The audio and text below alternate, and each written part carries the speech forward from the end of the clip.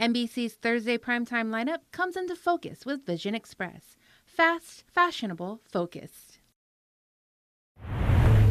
KUAM TV8, first on Guam.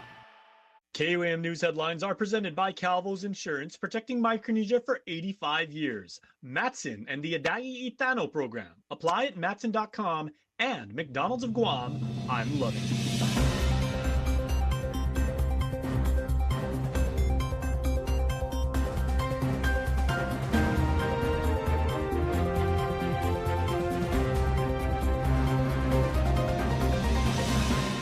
On KUAM News Primetime.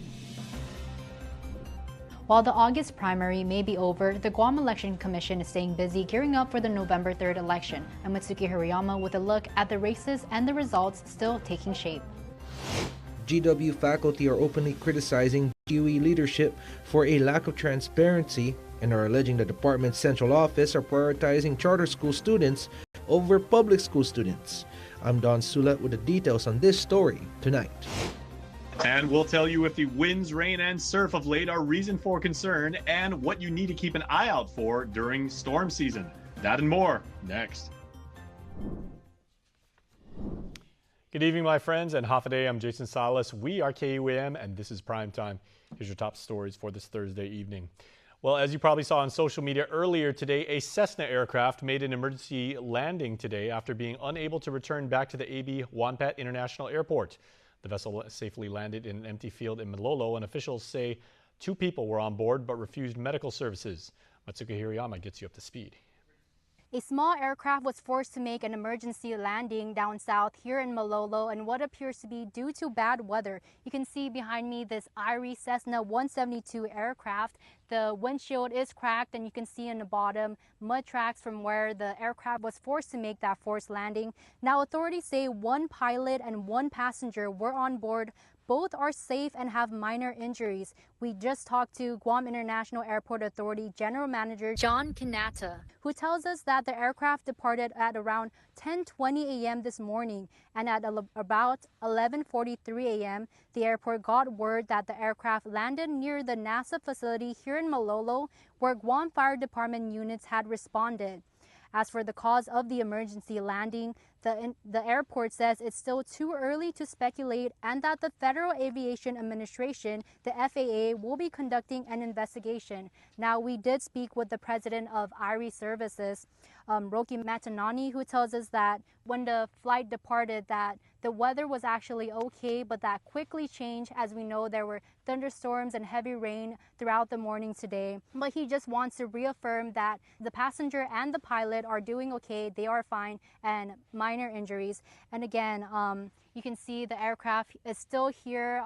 We did see a photo of the Guam Police Department responding here. And of course, as I mentioned, GFD also responded as well.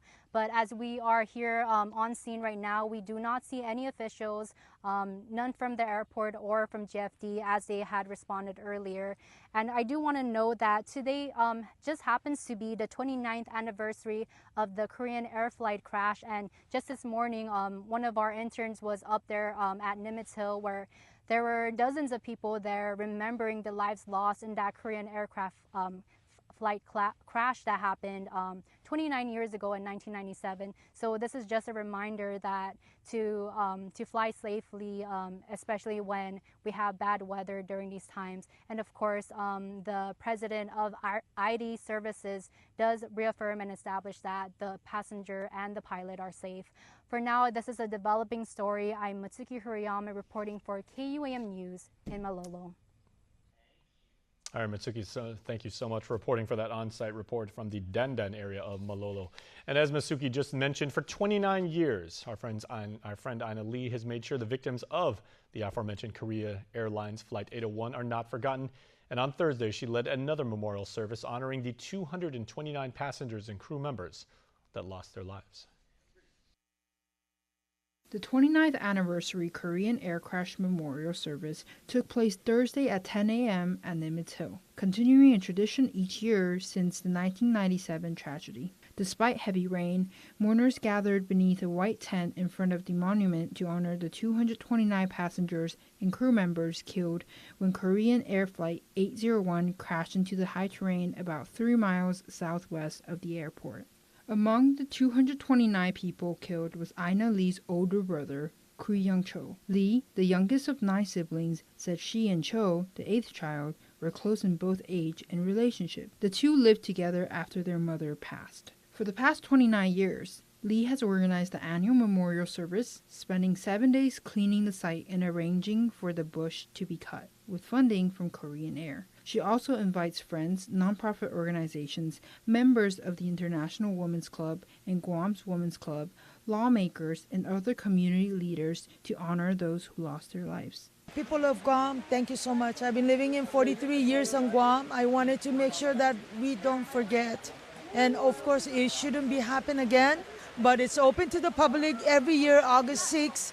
On the ceremony for anniversary. A lot of people call me, can they join us? Yes, they can join. I'm not privately doing this. I'm doing it for publicly that they need to know. And just recognize that we have over 70% Korean tourists coming on island. We wanted to respect them.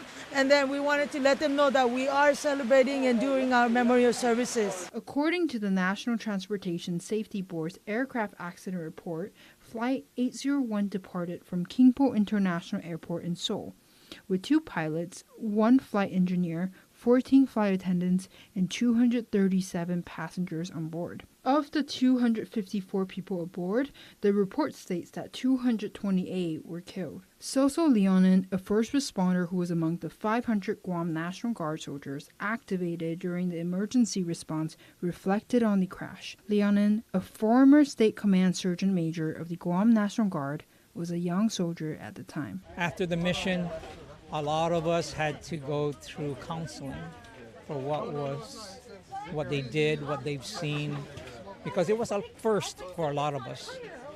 And the memories will always be in your mind. But as a soldier, we just got to move on. We got other orders to do. We've got other missions to do. But this tragedy, I will always remember because it happened here at home. And we were one of the first responders to try to save lives, do the recovery, and pull security. Leonin also shared a message for the families of those who passed. The community is always going to be here. We will never forget your families.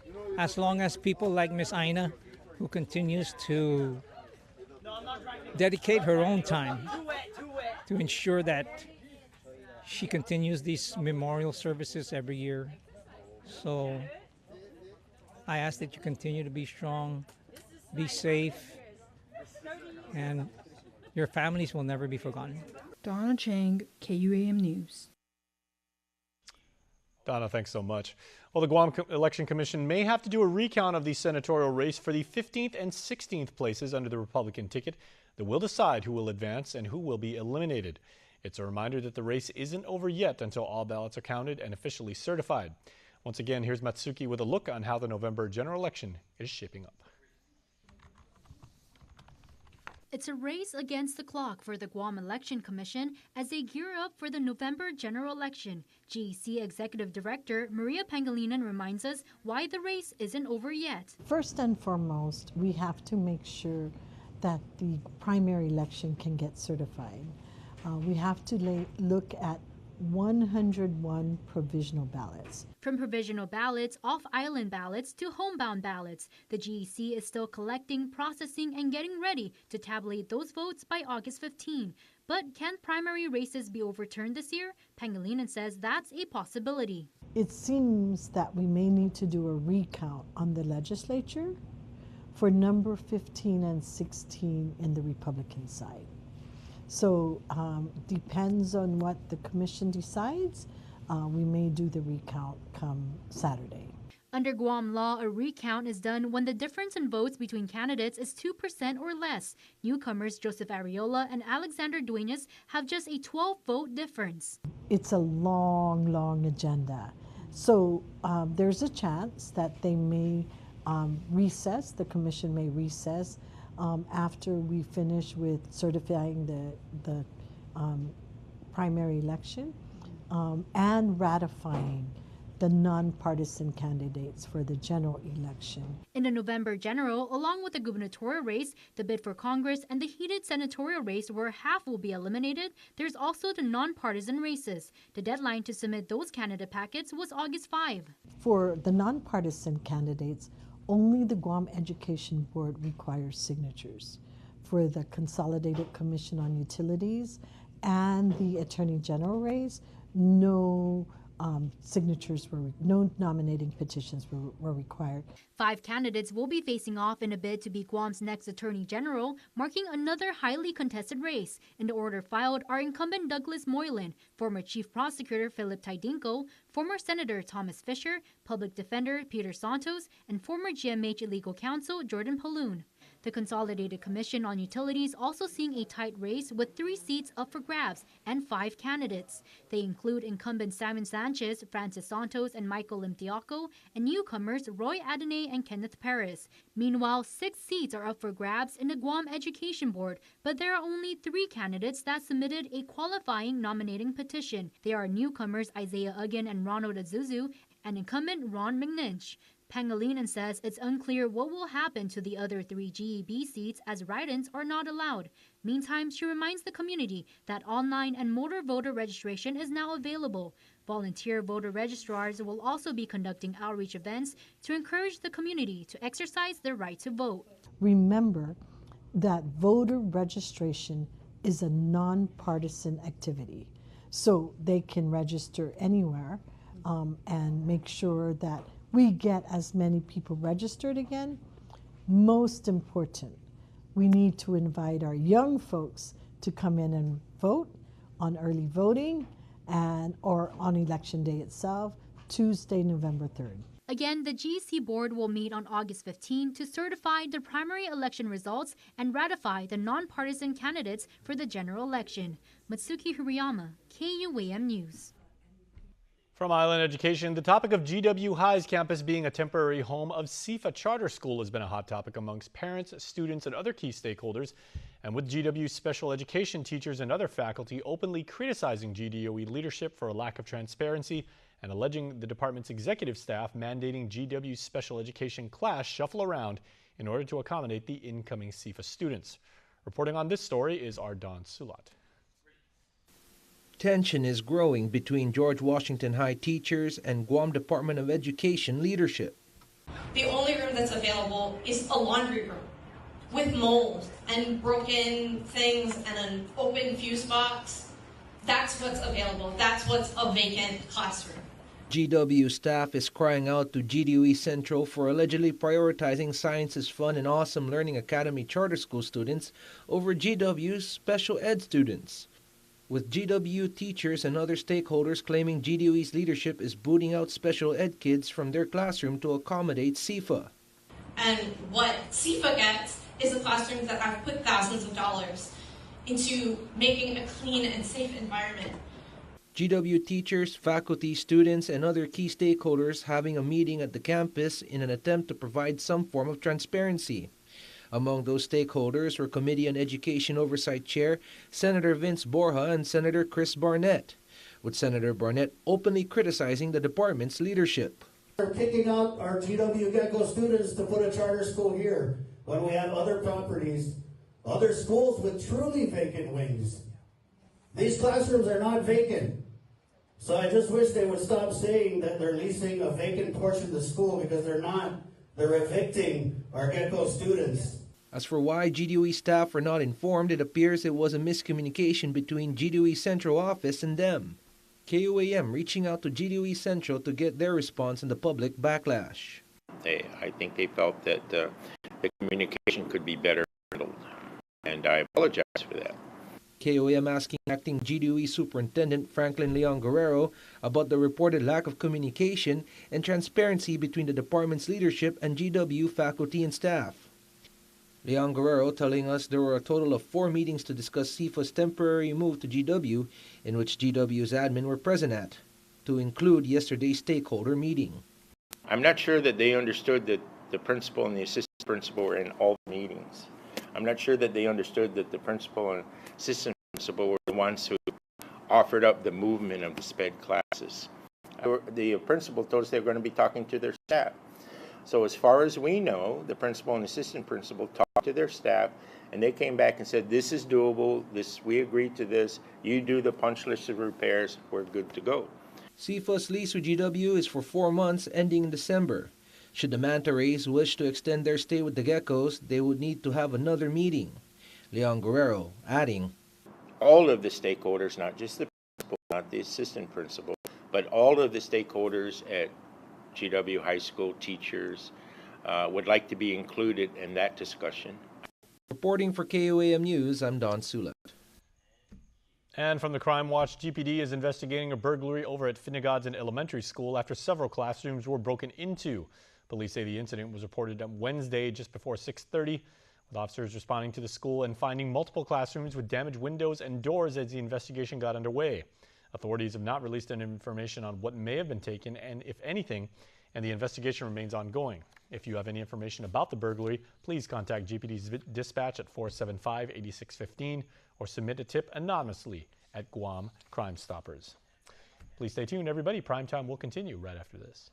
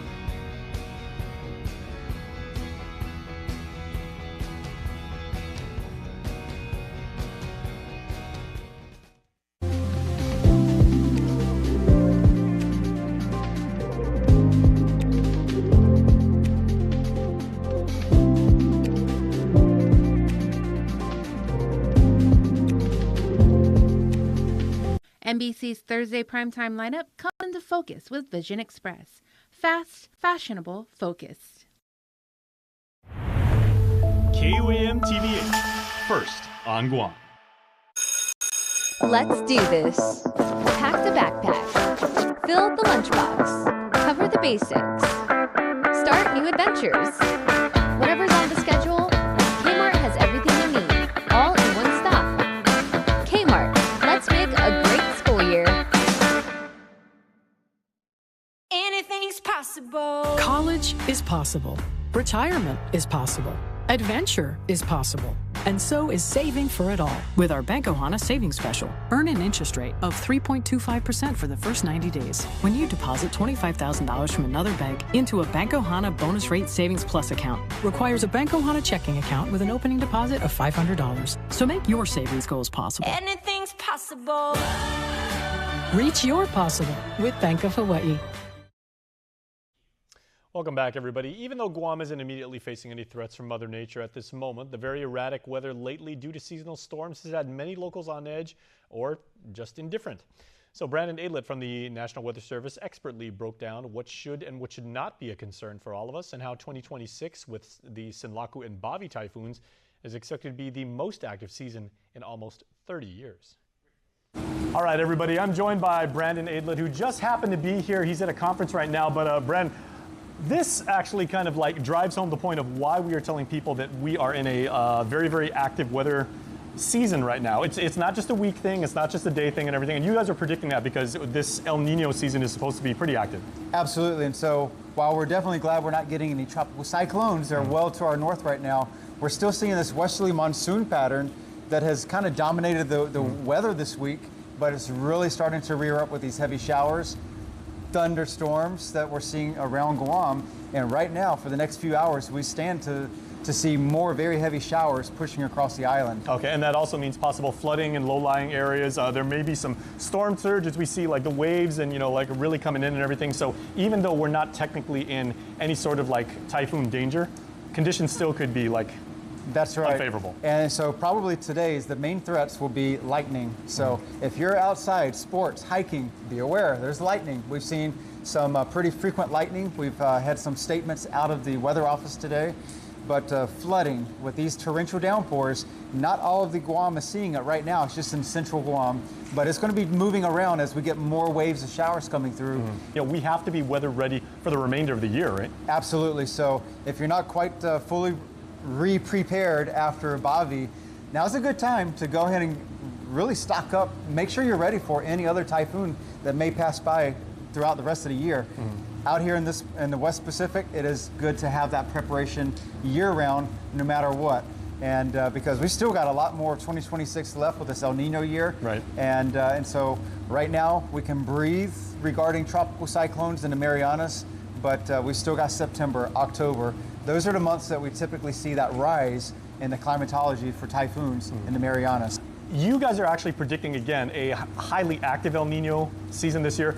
Possibly the biggest one, if not more so than 1997. And for those of us who have been around like a while, I mean, we had a lot of storms that year. Correct. And so one of the things that we're seeing right now, we've seen this perpetual band of westerly winds all across Micronesia.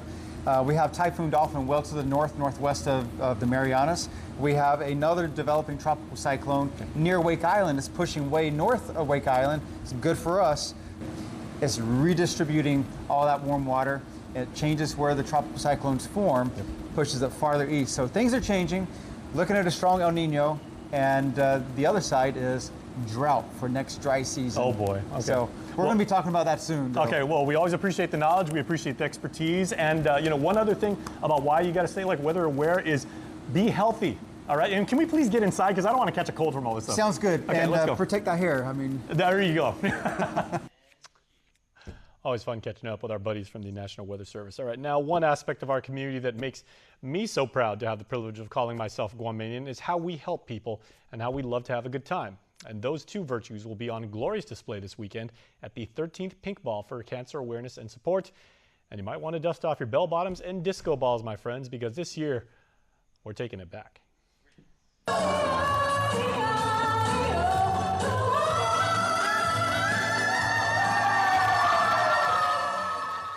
The Pink Ball is part gala, part fundraising initiative, part concert, part celebration of life, and all heart. This year is the 13th annual Pink Ball, and our theme this year is Love on 54, Disco Celebration.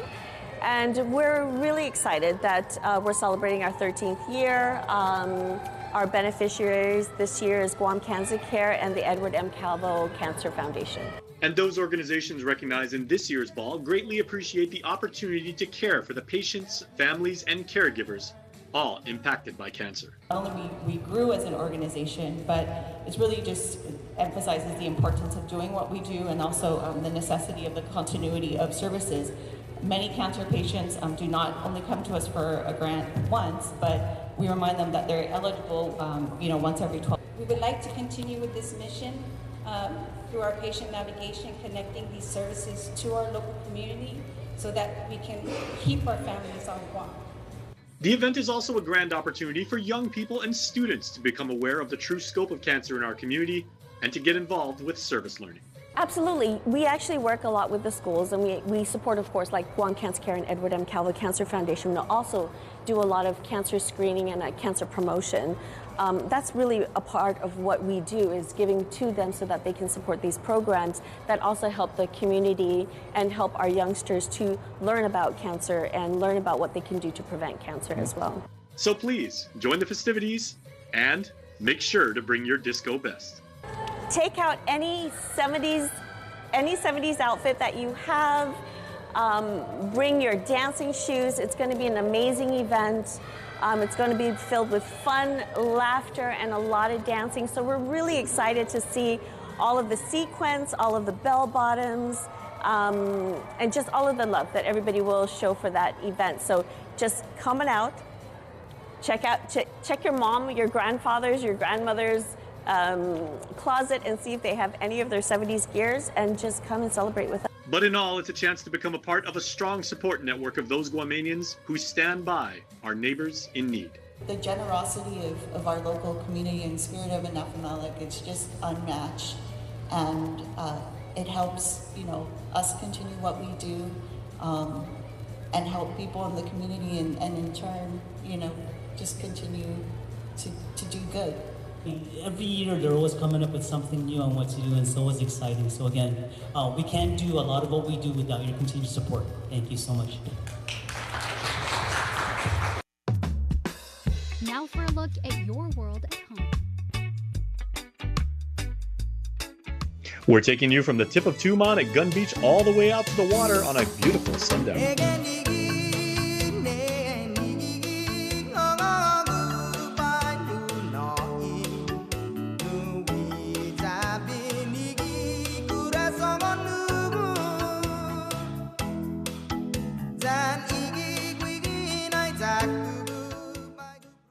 Now it pays to spread the Better Together experience. With our brand new referral program, you can earn up to $150 in account credits for every referral you bring in. That's right, family, neighbors, friends, even your coworkers. Just pass them your account name and account number. When they sign up for Docomo Pacific service and drop your info, cha-ching!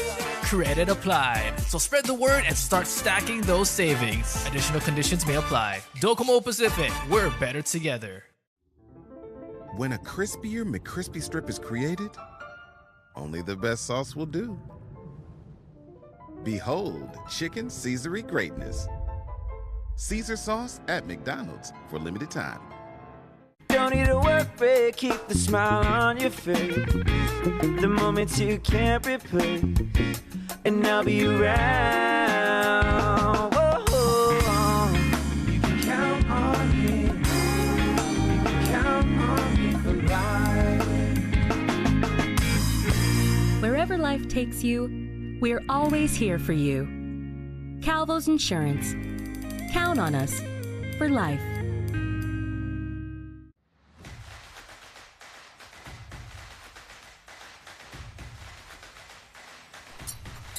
Tonight's sports feature is brought to you by Cars Plus.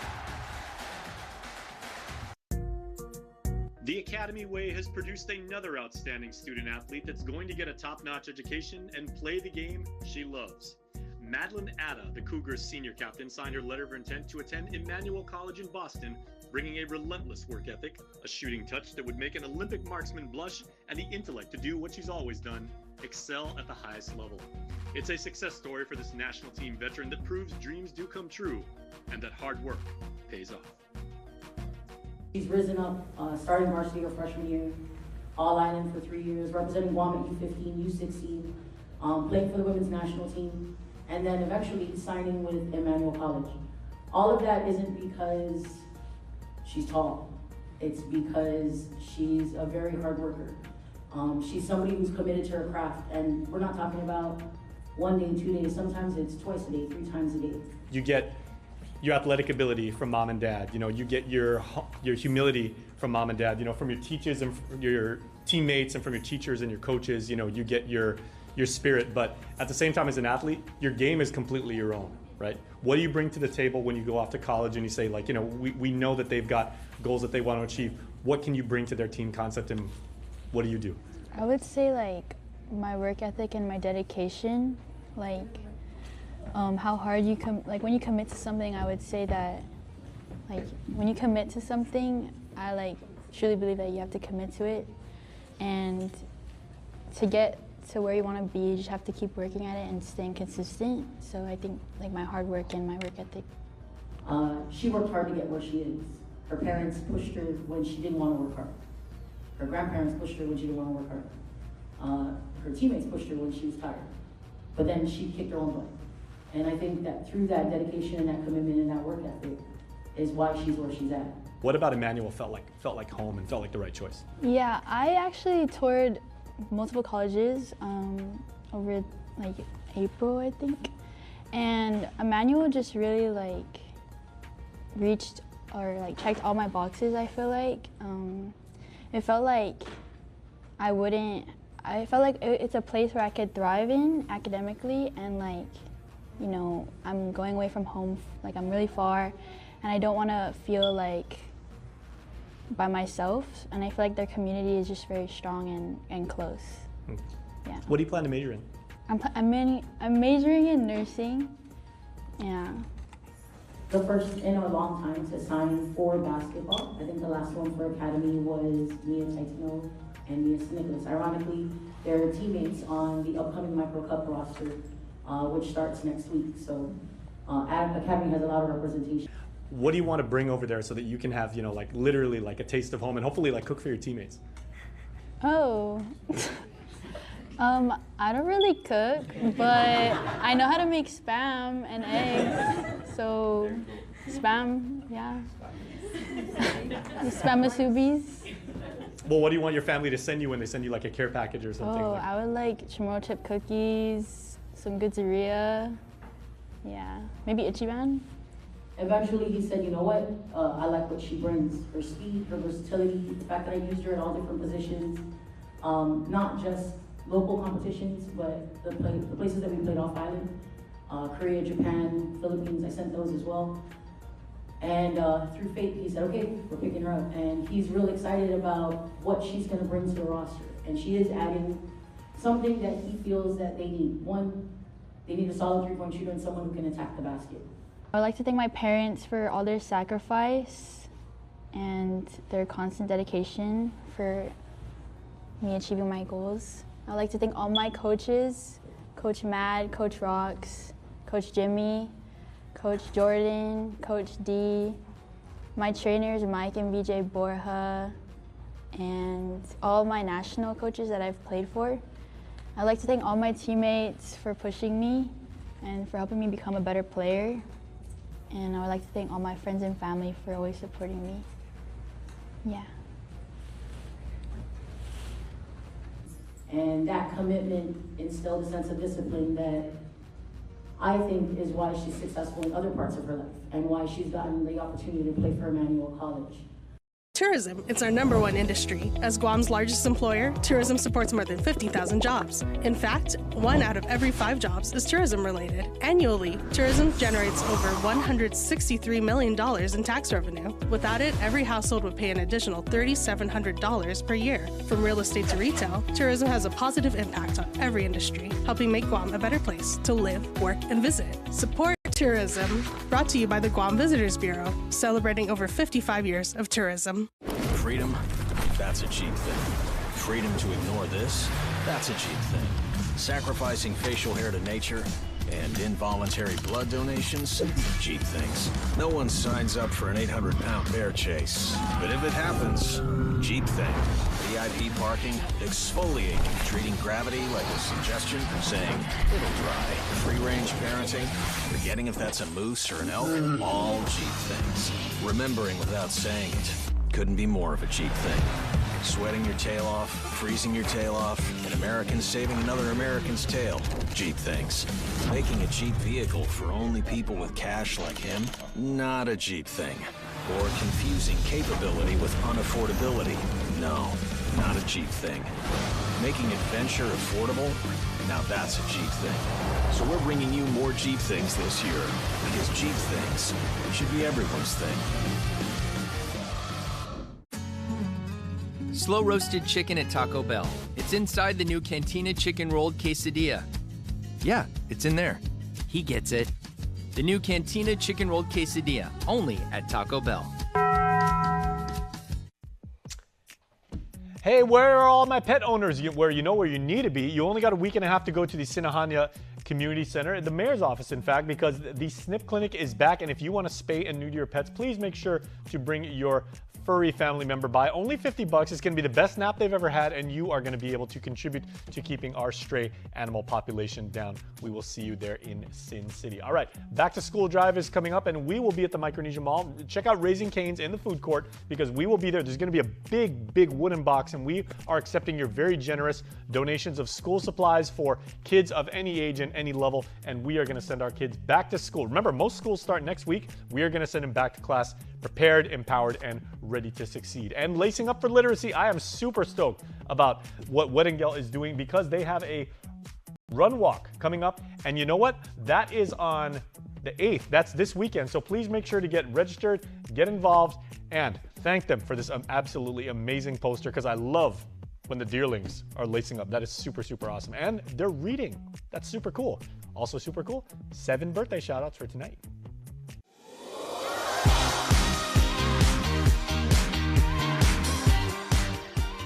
Now, we all know 7 is a lucky number, everybody, and we have 7 of your amazing island neighbors who are celebrating a birthday on the 6th of August. So happy birthday to Phil Leon Guerrero. We hope you have a fabulous day. Hey, I know Phil. Happy birthday, Phil. Hope you had a good one today, man.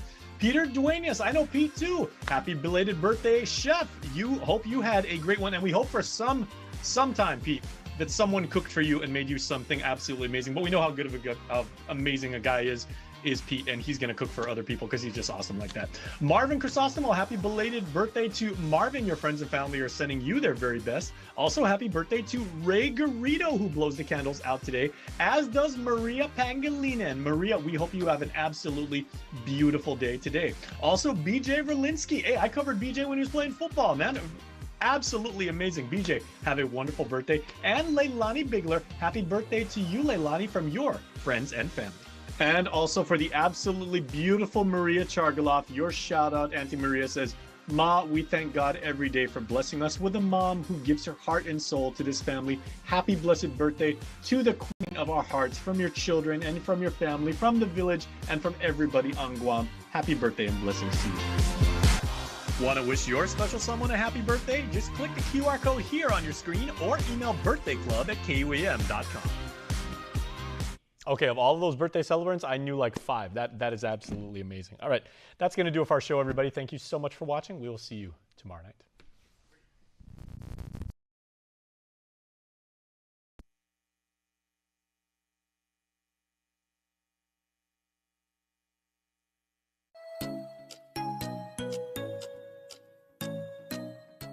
Local Music Mashup is brought to you by Burger King. You rule.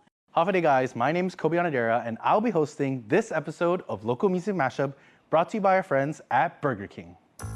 Get your hands on our new Chicken Club sandwich, made with our classic original chicken patty, fresh lettuce, creamy mayonnaise, red ripe tomatoes, 2 Swiss cheese, 4 crispy bacon,